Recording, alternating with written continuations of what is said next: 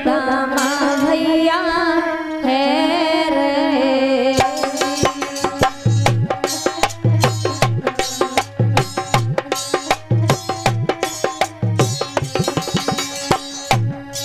कन्हैया बोले सुदामा से भैया मौसम बड़ा खराब है, काले काले बादल छाए हुए हैं।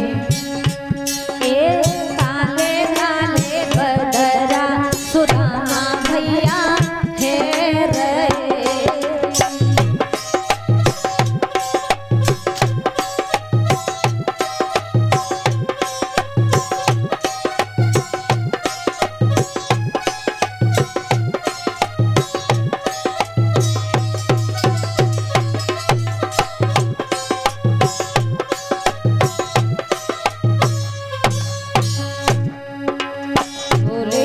भैया अरे ए जी कोई ठंडी ठंडी हमें कोई ठंडी ठंडी चला के सामी काले काले बदरा सुदामा भैया है रे।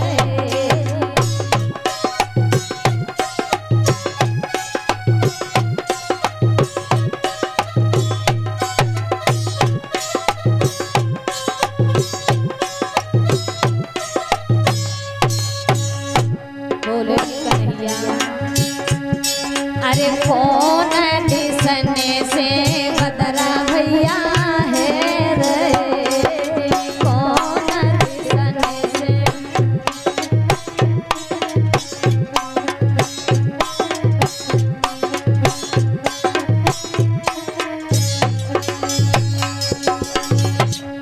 अरे ए जी अब कौन अरे हमें अब कौन दिसने को सुदामा भैया है रे।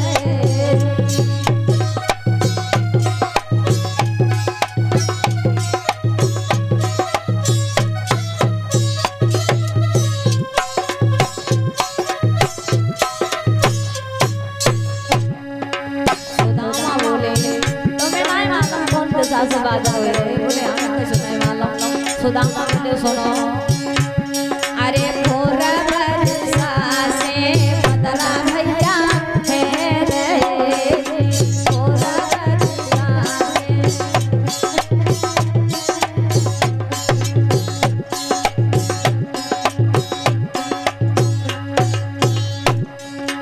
ए जी कोई पाँच माह में कोई पाँच मधुसान हो काले काले बदरा सुदामा भैया है रे।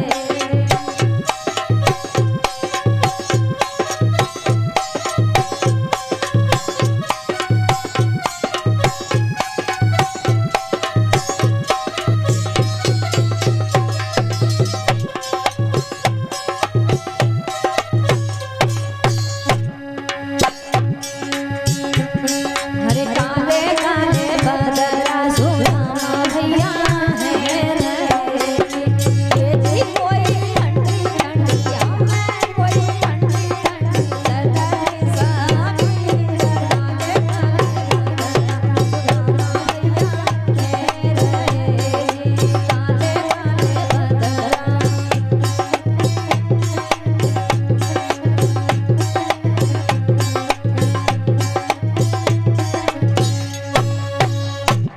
आज भगवान कन्हैया कहने लगे सुदामा भैया बादल तो बहुत काले काले उठे हुए हैं, घनघोर बारिश भी हो रही है, बिजली भी तड़प रही है, तूफान भी चल रहा है।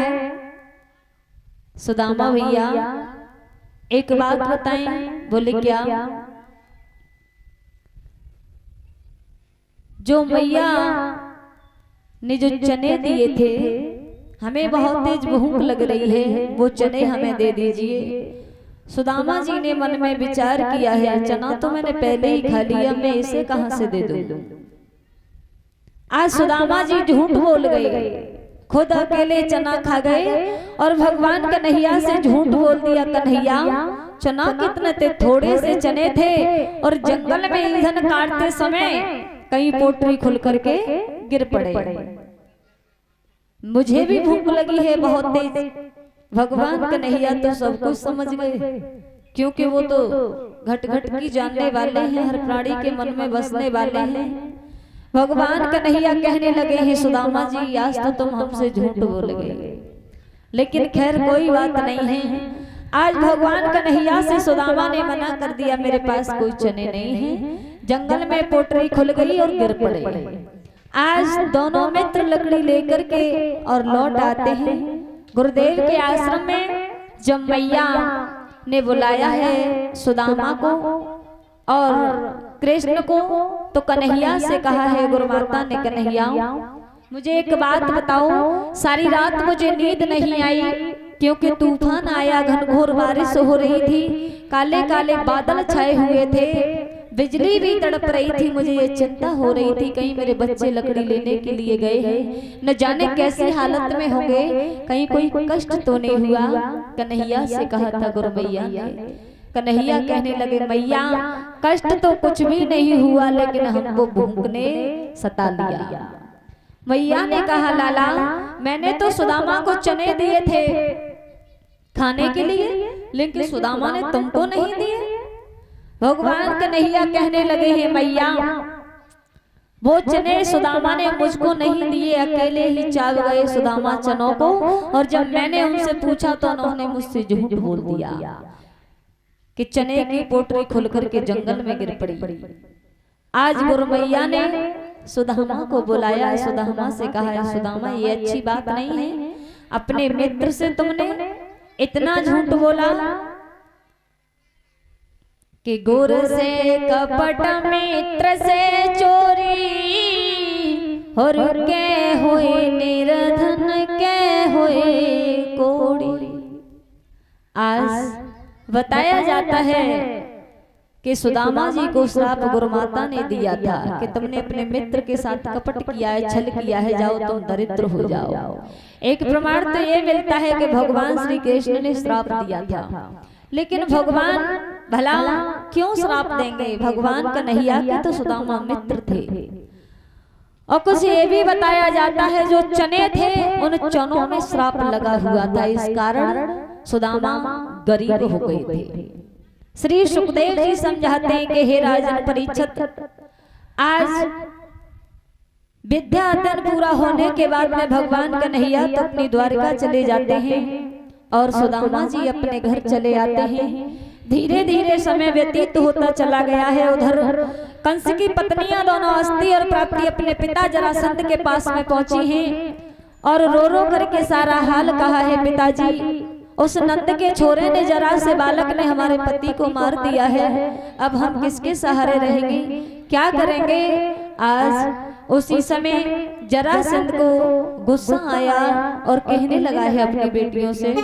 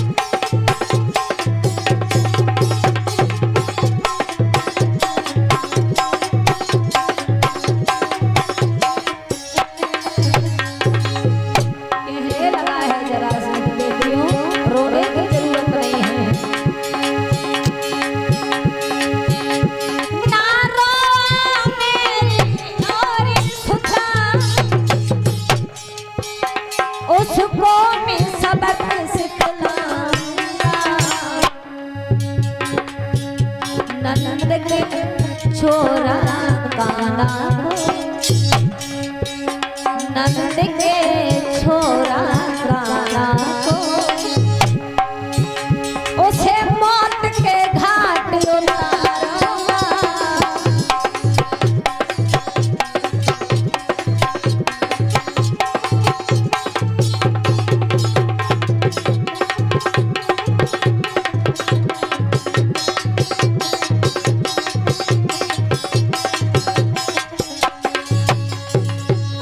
समझाने लगा है, चिंता मत करो, उसे हम जिंदा नहीं छोड़ेंगे जिसने हमारी बेटियों को विधवा किया है।